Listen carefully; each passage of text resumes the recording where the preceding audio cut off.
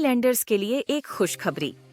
अब सर्जरीज के लिए नहीं जाना पड़ेगा आप लोगों को, आइलैंड से बाहर नहीं करना पड़ेगा जरूरत से ज्यादा पैसे खर्च, क्योंकि अब अपोलो क्लिनिक 11 चरमा में आ चुका है मॉड्यूलर ओटी और आईसीयू फैसिलिटीज, जहां पर सारी सर्जरीज एंड ट्रीटमेंट अवेलेबल हैं। अब सर्जरीज के लिए पोर्ट ब्लेयर और चेन्नई के डॉक्टर्स रहेंगे आपके लिए, तो फिर घर से इतनी दूर क्यों जाए।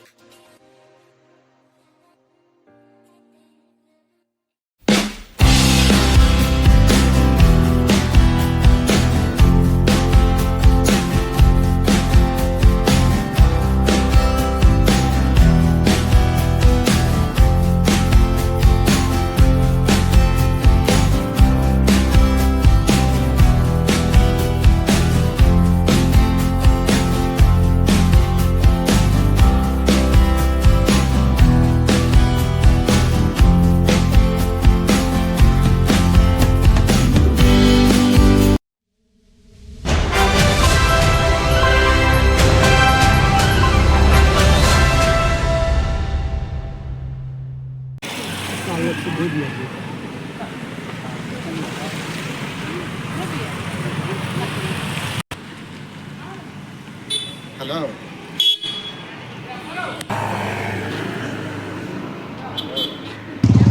नमस्कार, आइलैंड न्यूज़ में आप सभी का स्वागत है। इस वक्त खड़े हम लेबर कमीशन ऑफिस के सामने खड़े हुए हैं। जैसा आपको बताना चाहते हैं, लास्ट 2-3 हफ्ते से यहाँ पर फॉरेस्ट के जो लोग हैं, जो जिनको काम से बैठा दिए गए हैं, उनको लेकर यहाँ पर बहुत 2-3 दिन से स्ट्राइक चल रहा था। उसको लेकर हमारे जो BMS के फॉरेस्ट मजदूर संघ के जो प्रेसिडेंट है अनूप कुमार दत्ता जी सामने आकर इनका जो मांग था कि जो लोग 6 महीना जो काम कर रहे थे उनको रोक दिया गया, और ये है। और हमारे जो लेबर कमीशन जो सर है, जो उन्होंने कहा था कि आकर अपना लिस्ट सबमिट करिए। आज लिस्ट सबमिट करने आए, हम सुनाएंगे कि अनूप कुमार दत्ता जी को उन्होंने क्या कहा, क्या उनका क्या मांग था, क्या मांग पूरा होगा या नहीं होगा, वो भी सुनाने की कोशिश करेंगे।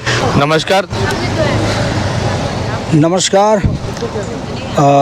आज जो लगातार आप लोग देखते आ रहे हैं कि फॉरेस्ट के जो DRM मजदूर हैं, उनके लिए जो लगातार कॉरेस्पॉन्डेंस बातचीत चली, फिर धरना प्रदर्शन के बाद में जो इंटरवीन किया LC लेबर कमिश्नर साहब ने, उसके बाद में 7 तारीख को जो हमें यहाँ बुलाया गया था, नोटिस वन सदन को भी दिया गया था और हमें भी। और यहाँ पे हमारे उस दिन 7 तारीख को हम पहुँचे थे, हमारे सारे मज़दूर भाई भी पहुंचे थे। उसके बाद से हालांकि कोई अपडेट्स हमारे मज़दूर भाइयों को नहीं मिल रहा है और नहीं मिल रहा था, इसी कारण से हम भी चिंतित थे। तो आज जो है हम उस दिन के बाद जो चर्चा जो है, बातचीत बड़े अच्छे वातावरण में हुई, और वन सदन से जिन्होंने रिप्रेजेंट किया फॉरेस्ट डिपार्टमेंट को, सर भी हमारे साथ कोऑपरेटिव रहे।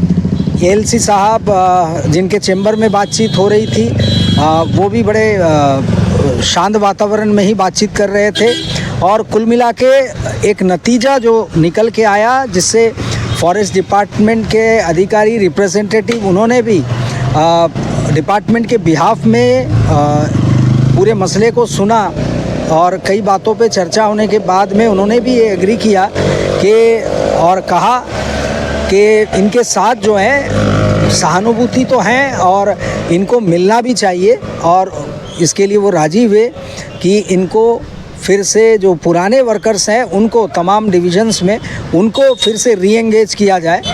और ये समाप्ति के बाद हमें कहा गया कि लिस्ट सबमिट कर दीजिए कि आपके पास में अगर कोई पुराने वर्कर्स के रेंज वाइज अगर लिस्ट है, तो हमने वो प्रिपेयर किए, वो तैयारी की, और साथ में एक और पत्र जो जवाब जो हैं, हमारे पत्र के जवाब में फॉरेस्ट डिपार्टमेंट ने, विभाग ने दिया था, हम इसका भी रिप्लाई देंगे। आज हम आए थे इस वक्त में LC साहब से बात करने के लिए, और LC साहब ने हमें कहा कि वो बाकायदा लिस्ट जो है, जितने भी हो सके आप जो तैयार कर चुके हैं, उसे बाकायदा डायरी में, और इसके जवाब के साथ हमने कहा है कि हमें 1-2 दिन का वक्त चाहिए, और कि इसका जवाब जो डिपार्टमेंट ने हमें पत्र दिया है, और उसके जवाब में हम क्या कहना चाहते हैं वो भी हम दाखिल करेंगे। तो एक साथ जो है अगले 2 या 3 दिनों के भीतर जो हैं हम यहाँ पे ऑफिशियली सबमिट कर देंगे। और वन सदन में भी एक कॉपी जो हमारे वर्कर्स के लिस्ट हैं वो भी दे दिया जाएगा।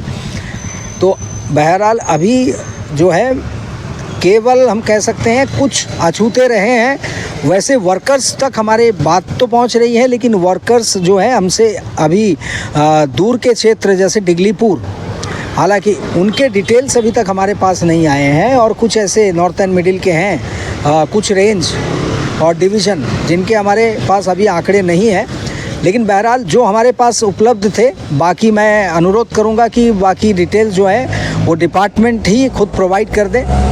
और जो वादे अभी किए गए हैं लोगों को, पुराने लोगों को फिर से रीएंगेज करने की, और आशा करेंगे कि वो जल्द से जल्द पूर्ण होगी।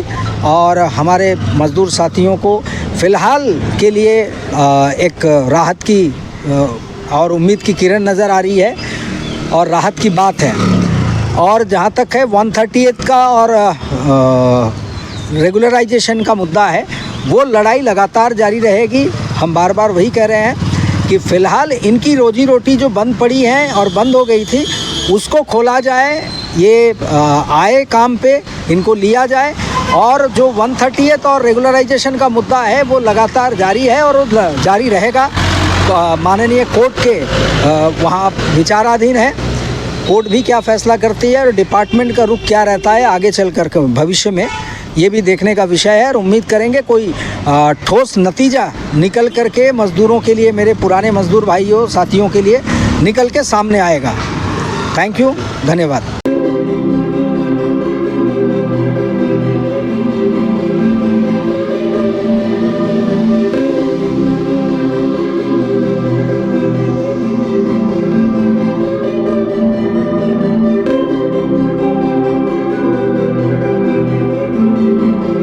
जरूरी घोषणा, अब अपोलो क्लिनिक 11 चरमा में आ चुका है गैस्ट्रोइंटेस्टाइनल एंडोस्कोपी की सुविधा।